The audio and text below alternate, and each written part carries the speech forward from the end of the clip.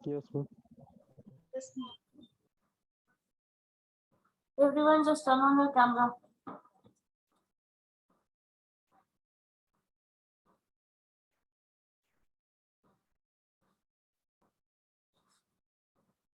So आप लोगों को कल वाला लिमिट फिर से पढ़ना है ना, लिमिट। मैम बुक का लिमिट का क्वेश्चन सॉल्व नहीं हो रहा। बुक का लिमिट का क्वेश्चन सॉल्व नहीं हो रहा है, ऐसा क्या है बुक में जो सॉल्व नहीं हो रहा है, बताओ। और मैम एग्जाम्पल जो सॉल्व किया हुआ है वो भी समझ में नहीं आ रहा है। डाटा क्या क्या है, बताओ बताओ कहाँ है बुक? कौन से मॉड्यूल की बात कर रही हो? कॉलेज वाला? Yes ma'am. कौन सा पेज बताओ जरा मुझे।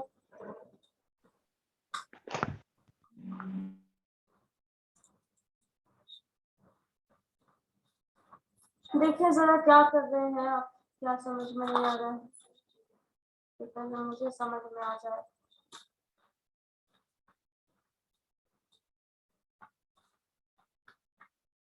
आपको नहीं आएगा तब तो नहीं तुम लोगों को क्या मुश्किल है। तुम लोगों को क्या नहीं समझ में आ रहा है, ये समझना ज्यादा मुश्किल है मेरे लिए। Ma'am page number 54। Page number 54। Okay let me check. Equally हो गया।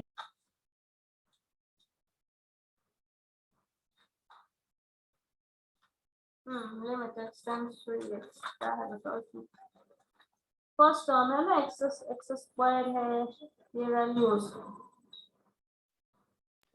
मैम एग्जाम्पल सेकंड में 5 इज इक्वल टू -2 प्लस √4, ये कैसे लिया है?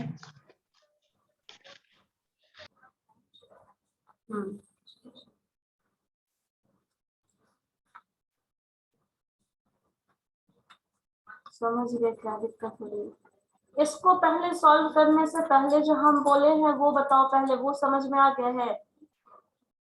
वैल्यूज ऐड करना है, वैल्यू सब्सट्रैक्ट करना है, कोई भी particular value small value add करना है या फिर सब्सट्रैक्ट करना है या फिर उस पर्टिकुलर फंक्शन के उस वैल्यू को इवैल्यूएट करना है। इतना समझ में आ गया है नंदिनी? Yes ma'am. नहीं समझ में आया। सागर नहीं समझ में आया? Yes ma'am. ठीक है। हाँ देखो यहाँ पे जो डेल है ना, जो तुम क्वेश्चन जिस तरह का क्वेश्चन देख रही हो उसको सॉल्व करने के लिए यहाँ पे डेल खुद से डिफाइन किया गया है, ठीक है।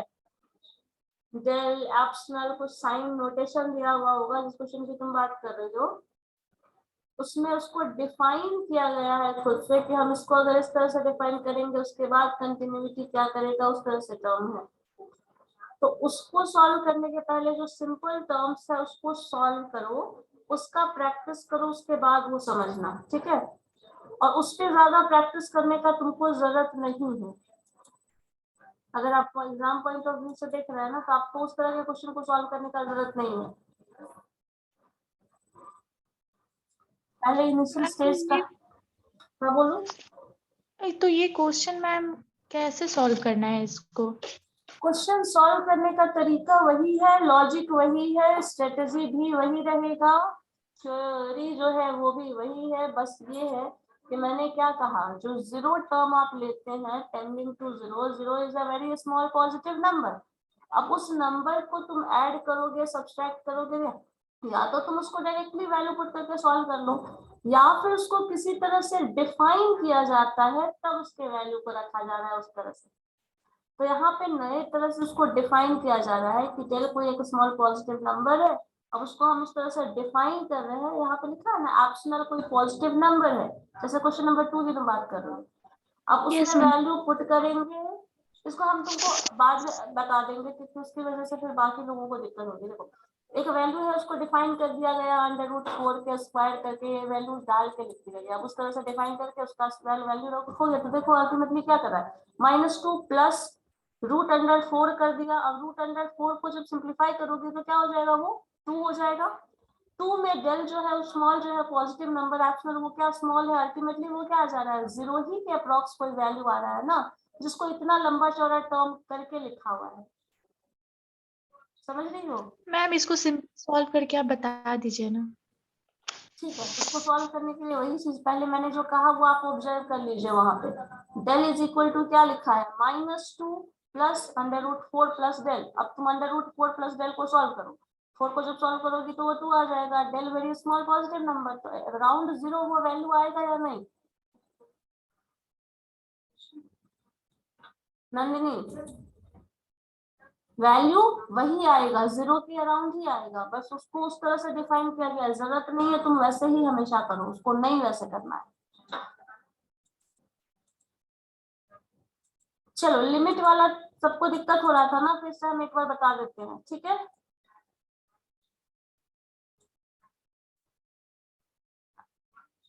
आवाज आ रही है मेरी? तुम लोग कैमरा ऑन करो, तो पहले सब लोग कैमरा ऑन करो, सब लोग कैमरा ऑन करो। नहीं ऑन करोगे फिर हम पढ़ाना ही शुरू नहीं करेंगे। अनमोल कैमरा ऑन करो, नंदिनी, प्रतीक, अनीशा, प्रशांत, निधि, सब लोग कैमरा ऑन करिए।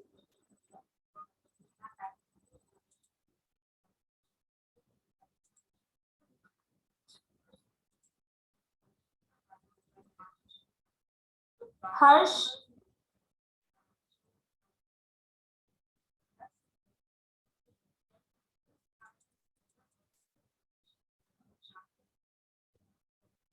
एक मिनट रुको, मुझे उन लोगों को रिमूव करने दो जिनका अभी तक ऑडियो कनेक्टेड नहीं। बहुत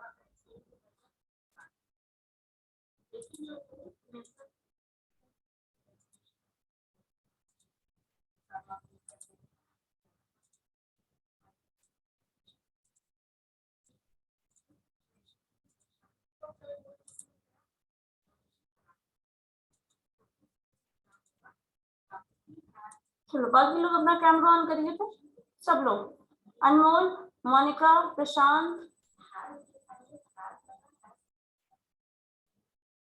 हर्ष, माही,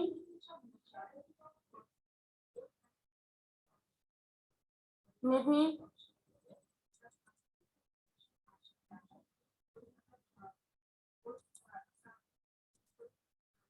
चलो देखो क्या है।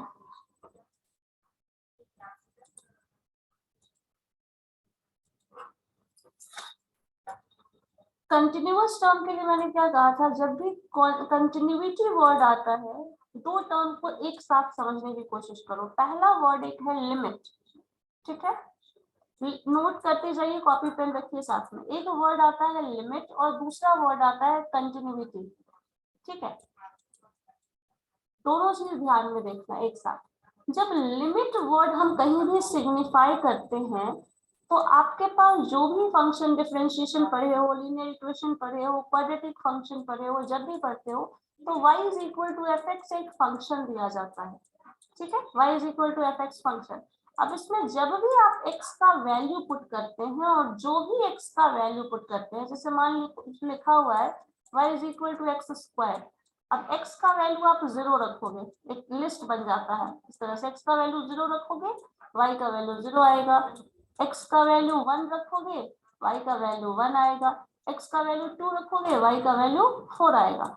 इस तरह से वैल्यूज जनरेट होता है। जैसे जैसे आप x का वैल्यू रखते हैं, वैसे वैसे y का वैल्यू मिलता जाता है। ये क्या हुआ, एक फंक्शन डिफाइन करना। y is equal to X square define किए, और x का आप जो भी डिफरेंट डिफरेंट वैल्यूज रखते हैं उसके अकॉर्डिंग y का वैल्यू मिलता है।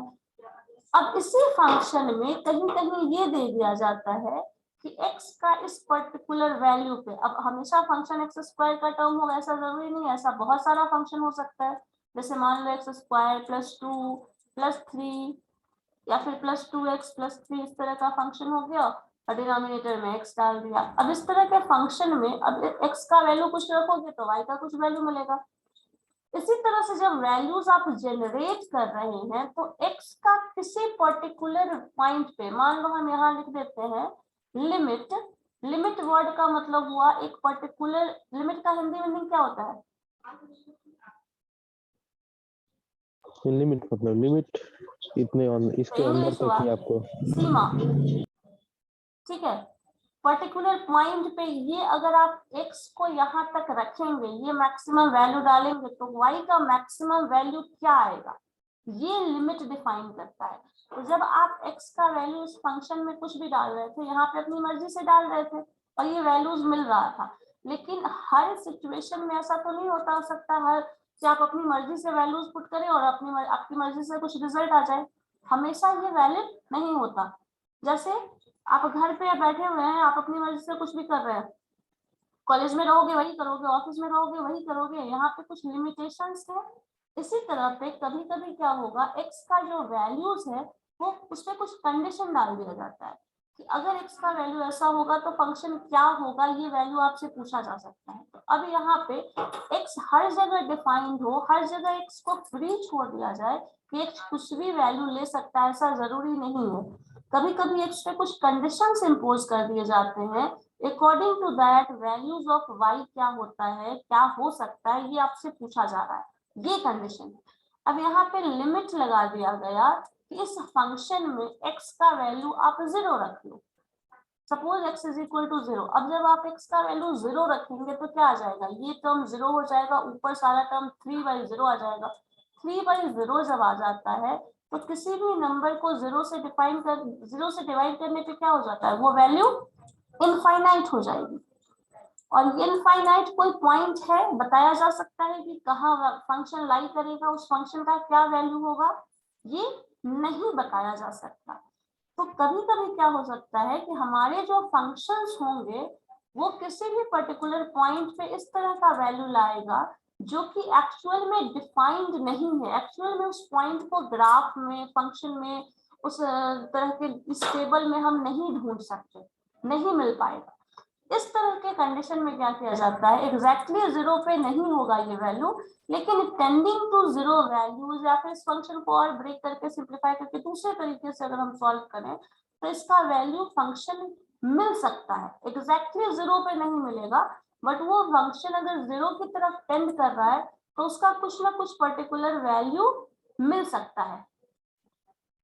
ठीक है, अब इसी वैल्यू को ढूंढना हमारा ऑब्जेक्टिव है। यही लिमिट डिफाइन करता है कि अगर x का वैल्यू 0 हो जाएगा, डायरेक्ट 0 नहीं हमें पता, टेंडिंग टू 0 होगा, तो इस फंक्शन का वैल्यू क्या होगा। ये पूरा टर्म आपने लिमिट में देखा था। ठीक है, जो हम लोग l का वैल्यू, लिमिट का वैल्यू डिफाइन करके डाल रहे थे, फैक्टराइज कर ले रहे थे, जब 0/0 नहीं आ रहा था, इंफिनिटी फंक्शन नहीं आ रहा था, तो x का वैल्यू पुट करके अल्टीमेटली डिफाइन करके बता रहे थे कि इसका वैल्यू ये होगा। यही लिमिट का कॉन्सेप्ट है। ठीक है, क्लियर है ये टर्म? सिंप्लीफाई किए थे ये हम, बताओ करते हैं? नंदिनी क्लियर है ना? Yes ma'am. यस तो हम मैम। लोग सिंप्लीफिकेशन में करके देखे हुए। अब इसी लिमिट के बेसिस पे कंटिन्यूअस फंक्शन को डिफाइन किया जाता है। अब कंटिन्यूअस वर्ड क्या होता है, मान लो तुम घर से चलना शुरू किए और इस तरह से पाथ फॉलो करते करते करते करते कहीं जा रहे हो और यहाँ आ गया गड्ढा। अब यहाँ से तो आप इस गड्ढे में घुस के, सपोज नदी आ गया, इसको पार करने का कोई और तरीका है, गड्ढा है, ओवरब्रिज है, कुछ है, तो अब आप इसमें स्ट्रेट इस तरह से तो नहीं जा सकते। क्या करना पड़ेगा, इस फंक्शन को कहीं ना कहीं, इस टर्म को कहीं ना कहीं जंप करके जाओगे। सपोज ये गड्ढा है तो क्या करोगे, यहाँ से कहीं ना कहीं ओवरब्रिज होगा तभी जा सकते हो, नहीं तो नहीं जा सकते। क्या हो गया यहाँ पे, ये फंक्शन ब्रेक हो गया। ठीक है, ये फंक्शन जो ब्रेक हो गया, तो यहाँ पे ये बोला जाता है अगर फंक्शन ब्रेक हो जाता है तो वो फंक्शन इस पर्टिकुलर पॉइंट पे कंटिन्यूअस नहीं है, मतलब ये रास्ता कंटिन्यूअस नहीं जा रहा। आप गड्ढा है, यहाँ पे गाड़ी लेकर तो नहीं जा सकते हो, आपको दूसरा पाथ फॉलो करना पड़ेगा या फिर कुछ भी करना पड़ेगा जिसको आप फॉलो करके अल्टीमेटली पहुंचिएगा अपने जहां पे पहुंचना है। बट ये रास्ता तो आप फॉलो नहीं कर सकते क्योंकि यहाँ पे ये पॉइंट क्या होगा, ये फंक्शन, ये पाथ इस तरह से जा ही नहीं रहा है। क्या कर सकते हो, बैक जाओगे या फिर कोई दूसरा पाथ ढूंढ लोगे, या फिर इसके लिए इस ऑप्शन को, इस डिस्टेंस को कवर करने के लिए कुछ और ही ऑप्शन ढूंढना पड़ेगा। यही हो सकता है। तो ये कहा जा रहा है कि ये पाथ जो आप फॉलो कर रहे थे वो इस पॉइंट तक कंटिन्यूअस है, इस पॉइंट तक वो वैलिड है, लेकिन इसके बाद वो कंटिन्यूअस नहीं है क्योंकि ये पाथ ब्रेक हो जा रहा है यहाँ पे। ठीक है, और ये पाथ ब्रेक करना ही डिसकंटिन्यूटी होती है। ठीक है, समझ गए, ये चीज समझ में आ रहा है? यस मैम, पाथ का ब्रेक होना ही डिसकंटिन्यूटी है। डिसकंटिन्यूटी है। अब डिसकंटिन्यूटी है मतलब ये कंटिन्यूअस तो नहीं है, कंटिन्यूअस क्या होता है? अब कंटिन्यूअस होगा तब जब ये पाथ, अब इस चीज को थोड़ा इस तरह से समझो, ये पाथ कंटिन्यूअस कब है? ये जो पाथ यहाँ से जा रहा है इसी को हम ले लेते हैं, एक्स एक्सिस को ले लेते हैं, ये इस पॉइंट से सटा हुआ next point, next point, next point, सारे पॉइंट्स आपस में क्या है? एक दूसरे को एक टच कर दूसरे रहे से हैं, जुड़े हुए हैं। तभी वो कंटिन्यूअस है। अगर ये पॉइंट किसी पॉइंट पे टच नहीं करेगा तो वो डिसकंटिन्यूअस होगा। तो यही चीज लिमिट के टर्म में बता रहा है कि इसमें अगर स्मॉल, ये जो इन दोनों, इस पॉइंट से इस पॉइंट का डिफरेंस क्या होगा ये बताओ? इन दोनों पॉइंट का डिफरेंस क्या होगा? सपोज दो पॉइंट में मैंने दो लाइन खींचा है, उन दोनों पॉइंट के डिफरेंस क्या है? बहुत कम डिफरेंस है, माइनर है ही नहीं, मतलब टेंडिंग टू जीरो वर्ड बोल सकते हैं, the difference between the two points tending to zero, that is very small. Centimetre में अगर आप रोड पे चल रहे हैं, मीटर सेंटीमीटर में बोल रहे हैं, तो that is very small difference, जिसको आप बोल सकते हैं कि वो डिफरेंस नेग्लिजिबल है। और नेग्लिजिबल का मतलब क्या हुआ? टेंडिंग टू जीरो वर्ड बोला जा सकता है, ये बताओ। Yes ma'am. ठीक है, अब ये जो पॉइंट्स के और सारे पॉइंट्स के डिफरेंस जो है वो आपस में इसी तरह से टेंडिंग टू जीरो डिफरेंस होगा, मतलब सारा पॉइंट एक दूसरे से कनेक्टेड है। इसी टर्म को बस आप डिफाइन कर रहा है अब लिमिट में। एक में क्या बोल दिया गया, एक वैल्यू मान लो, एक पॉइंट, एक पर्टिकुलर पॉइंट ए है यहाँ पे, दूसरा पॉइंट सपोज ये है, सपोज यहाँ पे है, थर्ड पॉइंट ये है। तो ए से जब आप इधर जा रहे हैं तो क्या कर रहे हैं? कुछ पॉजिटिव पॉइंट ए से कुछ ज्यादा डिफरेंस तो है, ये पॉइंट और इस पॉइंट में कहीं ना कहीं अंतर है। अब रोड पे इतना छोटा डिफरेंस क्या होगा? बहुत ही स्मॉल डिफरेंस है, and that difference is very small, tending to zero बोल सकते हैं। तो यहाँ पे ए, इसको हम ए बोल सकते हैं, और इसको ए प्लस एच तो बोल ही सकते हैं, क्योंकि ए में कुछ एक्स्ट्रा ये डिस्टेंस आपने कवर किया तो इस पॉइंट पे है। इसी तरह ए से कुछ कम डिफरेंस ये बोला जा सकता है ए माइनस एच, क्योंकि ए से थोड़ा पीछे जा रहे हैं तो ये पॉइंट आ रहा है। बताओ। Yes ma'am. सागर, क्लियर है ये पॉइंट? Yes ma'am. डायरेक्ट बताइए ना। क्या बता चुके हैं जसवंत? पहले ही बता चुके हैं, वहां पे कंफ्यूजन हो रहा है लोगों को। कंफ्यूज हो जाएंगे फिर। तो फिर अब कंफ्यूज, एक का कंफ्यूजन क्लियर करें, अब दूसरा कंफ्यूज हो जाए तो फिर बताओ क्या कर सकते हैं? मैम ए 2-3 प्लस बच्चे मैम वेटिंग में है, देख लीजिएगा। सवाल नहीं, ही उनको बताइए वेटिंग में ही रहना है। तो कौन कौन तुमको बोल रहा है कि वेटिंग में है? बताओ तो जरा।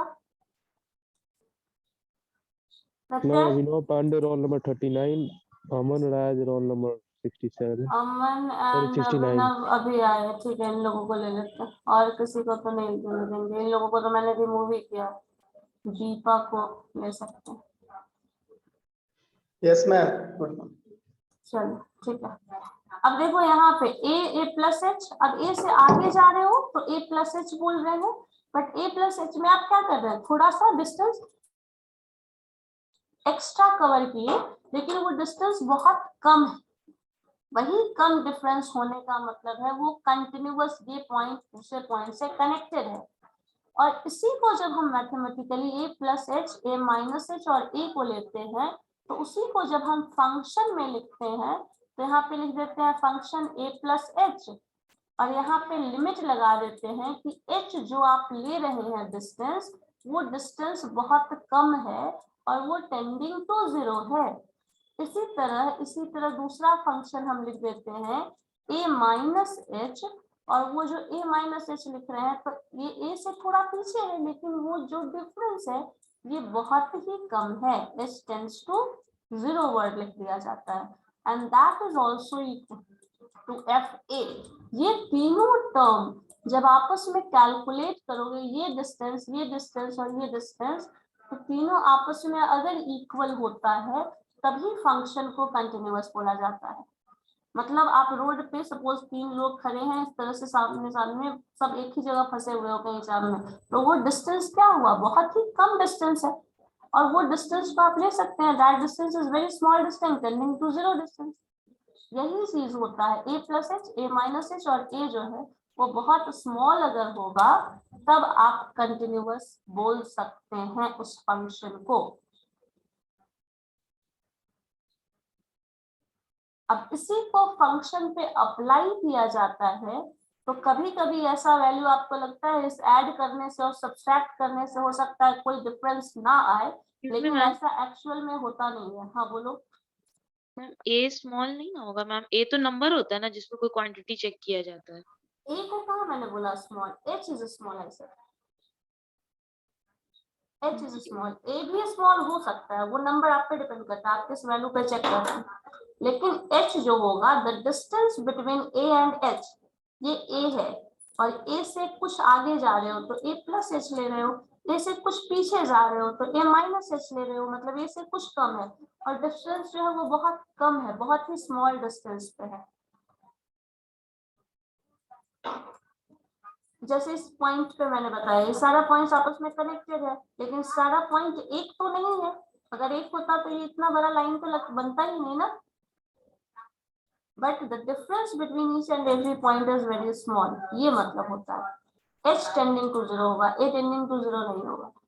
और ऐसा हमें लगता है कि ये जो टर्म है h जो है, बहुत सारे लोगों को ऐसा लग सकता है अभी भी, a प्लस एच और a माइनस एच करने का कोई मतलब नहीं है। a plus H minus H करने का भी बहुत मतलब होता है, क्योंकि अगर वैल्यूज चेंज होता है तो उसका जब मैथमेटिकल टर्म्स में ऐसा बहुत सारा कैलकुलेशन में मिल जाएगा जहाँ पे वैल्यू माइनस और प्लस आ जाता है। अगर वैल्यू माइनस और प्लस आएगा तो रिजल्ट डिफरेंट हो जाता है, जो कि लास्ट में आया था, हम लोगों ने क्वेश्चन सॉल्व किया था उसमें आया था। अब इसी को सिंप्लीफाई करके देखो, रिजल्ट्स क्या आता है उसी पे डिपेंड करता है सारा टर्म्स कि हमें कैसे सॉल्व करना है, और जो भी फंक्शंस है जो कि लास्ट क्लास में हमें क्वेश्चन में बताए भी थे शायद, वो क्वेश्चन मैम समझ। इन शॉर्ट कहने का मतलब है कि अगर ये तीनों मैच कर जाता है सॉल्यूशन तीनों करने पे पॉइंट तो एक आता है, कंटिन्यूअस हाँ रहेगा। हाँ, तीनों पॉइंट अगर और एक सिंगल पॉइंट को अगर नहीं करता, कोई दो भी अगर कोई दो मैच मैच नहीं करता करता है, वो तो हाँ तो डिसकंटिन्यूअस हो जाएगा। डिसकंटिन्यूअस होगा। तो डिसकंटिन्यू कोई भी दो अगर नहीं, तीनों को ही तीनों को ही एक पॉइंट पे आना चाहिए। तीनों अगर एक पॉइंट पे नहीं आता, मतलब तीनों का सोल्यूशन सेम होना चाहिए, मतलब रिजल्ट हाँ तीनों का अलग रिजल्ट तरह। सेम होना चाहिए, तभी तो लिखा है इक्वल टू फंक्शन के पॉइंट। तीनों अगर सेम पॉइंट पे जाता है तो वैल्यू है, रिजल्ट आएगा, मतलब कंटिन्यूटी मेंटेन कर रहा है। अगर तीनों डिफरेंट आएगा, तीनों में से कोई एक भी डिफरेंट आता है तो भी कंटिन्यूटी मेंटेन नहीं करेगा। तीनों को और सिंगल एक आंसर पे आना छोटा सा चाहिए। सवाल था मैम। हाँ बोलो। ये तो ठीक है, लेकिन हम लोग को ये टॉपिक पढ़ने में इंटरेस्ट इसलिए नहीं आता क्योंकि ये समझ नहीं आता कि इसका रियल लाइफ में क्या यूज है। तो आप बता सकते हैं कि इसका रियल लाइफ में क्या यूज है थोड़ा सा? रियल लाइफ में कंटिन्यूटी का, रियल लाइफ का यूज अगर यस एक्चुअल मैम। में इंटीग्रेशन और डिफरेंशिएशन में पढ़ना शुरू करोगे तो पता चलेगा कि बहुत ही ज्यादा अप्लाई होता है, लेकिन बहुत हायर लेवल पे अप्लाई होता है, जो आप सिंपल ऐसे देखे तो नहीं समझ सकते हैं।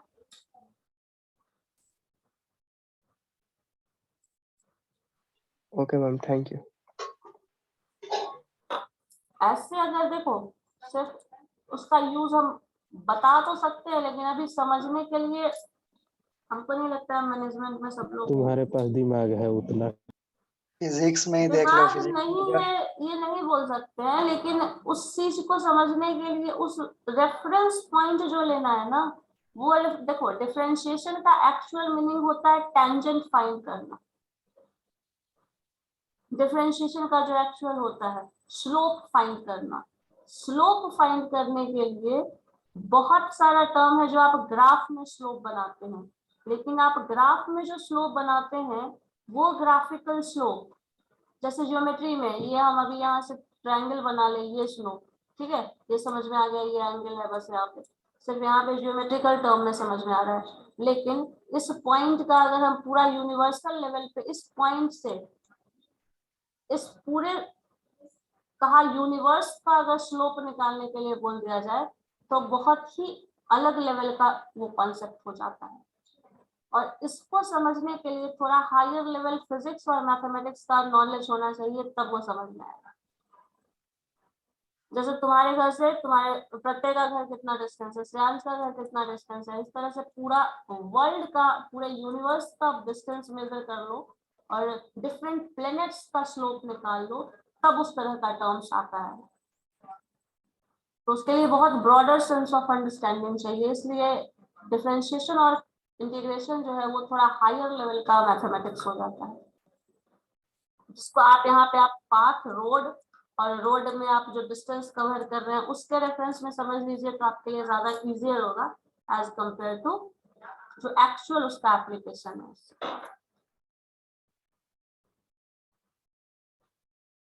मैम Yes, समझ में आ रहा है, पर ये क्वेश्चन सॉल्व कैसे होगा? Evaluate limit x tends to a into x square.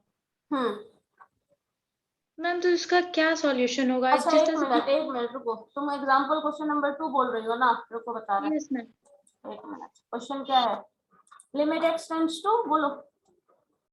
X tends to a हाँ, एक्सटेंड्स टू ए और फंक्शन है x स्क्वायर। एक्स स्क्वायर, ठीक है। अब एक्सटेंड्स टू ए वर्ड बोल दिया है, ए में तुम ए को कैसे डिफाइन करोगी? ए का एक्चुअल वैल्यू तुमको पता है? No ma'am. नहीं पता है, तो इस फंक्शन को तुम एग्जैक्टली नहीं डिफाइन कर सकती। अब x का a जो वैल्यू है उसको कोई नंबर तुमको लेना पड़ेगा। अब x का वैल्यू तुम कुछ भी नंबर लेके मुझे बताओ, वो बताओ। मैम कोई भी नेचुरल नंबर। कोई भी नेचुरल नंबर, कुछ भी। 2 रख लो, ठीक है। तो लिमिट x टेंड्स टू 2 का मतलब ये हुआ, इसको आपके बुक में जितना सॉल्व करके लिखा है उतना करने का आपको जरूरत नहीं है। मैंने कहा ना x टेंड्स टू 2 लिख रहा है तो x स्क्वायर का वैल्यू क्या करो, ये 0/0 का फॉर्म नहीं आ रहा है, कोई कॉम्प्लिकेटेड फंक्शन नहीं है ये, ठीक है। तो अब आप x के प्लेस पे डायरेक्टली 2 रख दीजिए। रखो, क्या आएगा बोलो? मैम 4। ठीक है। तो अब इसका अगर वैल्यू एक्सटेंड टू 2 हो गया तो इसका वैल्यू जो फंक्शन का होगा वो क्या हो जाएगा? 4। बस यही आ गया आपका वैल्यू। अब इसमें लिमिट और कंटिन्यूटी मेंटेन करने वाला बात है, तो इसका एक्चुअल वैल्यू 4 आ गया, ठीक है। जो हम क्या किए थे, एफ एक्स का वैल्यू आपने यहाँ पे लिख लो, यहाँ पे एक्स का वैल्यू जब तुमने 2 रखा तो एफ एक्स का वैल्यू क्या आ रहा है? 4 आ रहा है, ठीक है। बोलो। Yes ma'am. क्वेश्चन लिमिट का नहीं, मतलब कंटिन्यूटी का नहीं, लिमिट का है। यस चलो ठीक है, हाँ ये लिमिट का क्वेश्चन है। अब उसके बाद अब देखो हम क्या कर रहे हैं, इसी क्वेश्चन में लिमिट इसको कंटिन्यूटी में कन्वर्ट कर देते हैं। इसी में जब x टेंड्स टू हम 2 प्लस कर लें, ठीक है, यहाँ पे 2 के साथ प्लस साइन डाल दे रहे हैं, ठीक है। 2 के पास प्लस साइन जब डाल दे रहे हैं तो x स्क्वायर ये फंक्शन हो गया। अब x की जगह तुमको क्या लिखना पड़ेगा, limit x tends to 2 plus का मतलब क्या हो गया, x के जगह पे 2 प्लस h कर लो, ठीक है। और यहाँ पे कंडीशन डाल दो, h इज क्या है, h is very small number. अब यहाँ पे जब इसका स्क्वायर आप करेंगे तो क्या हो जाएगा, जरा बताइए मुझे। लिमिट h टेंड्स टू 0, ठीक है। नंदिनी ध्यान दो, यस मैम।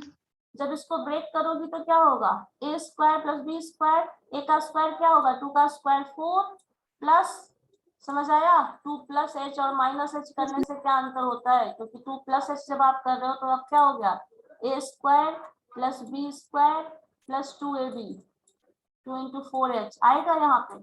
अब h का वैल्यू 0 रखो तो क्या होगा, लिमिट h टेंड्स टू 0 जब आप कर रहे हैं तो यहाँ पे वैल्यू क्या आ रहा है, ये टर्म 0 हो गया, ये टर्म 0 हो गया, अल्टीमेटली क्या आया, 4 आया।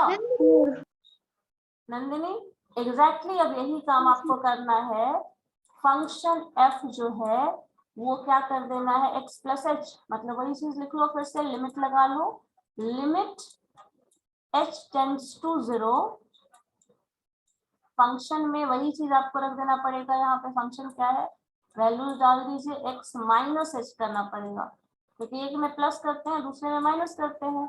अब इसका स्क्वायर करोगी, जब इसका सिंप्लीफिकेशन करिएगा तो लिमिट h टेंड्स टू 0 और यहाँ पे वैल्यू आ जाएगा x स्क्वायर, तो x का वैल्यू 2 है तो 2 लिख लेना यहाँ पे, 2 नेक्स्ट स्टेप में 2 माइनस h का स्क्वायर, तो 2 का स्क्वायर 4 प्लस h का स्क्वायर और माइनस 2h। जब आप यहाँ पे अब इसका वैल्यू रखेंगे देन दैट